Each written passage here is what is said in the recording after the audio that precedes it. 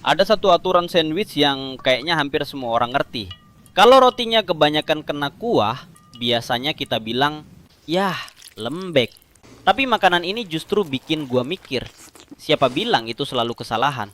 Dagingnya lebih dulu diberi garam dan masuk ke wajan panas. Bagian luarnya dibuat kecoklatan.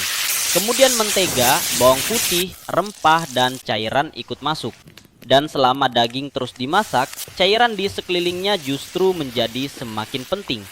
Sementara itu cabai dipanggang, campuran acar pedas dibuat. Lalu daging yang sudah selesai dimasak mulai diiris sangat tipis. Tapi setelah diiris, dia nggak dibiarkan kering. Justru masuk kembali ke jus tadi. Jadi dari awal, makanan ini memang nggak sedang berusaha memisahkan daging dari cairannya. Malah sebaliknya.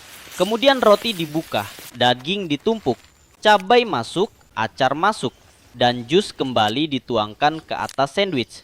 Nah, yang lucu, di Chicago, tingkat kebasahan Italian beef bahkan punya bahasanya sendiri. Ada dry ketika nggak diberi tambahan jus. Ada wet ketika sandwich mendapat splash jus. Dan ada deep ketika seluruh sandwich benar-benar dicelupkan ke jus sampai rotinya ikut menyerap cairan. Jadi sesuatu yang dalam sandwich lain mungkin kita anggap rotinya rusak, di sini malah bisa menjadi pesanan yang sengaja diminta.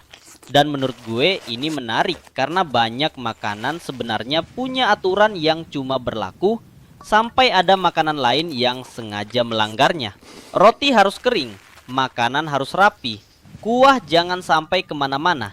Italian beef kayaknya nggak terlalu peduli. Yang penting ketika daging, peppers, acar, roti, dan jus tadi masuk dalam satu gigitan, semuanya bekerja bareng.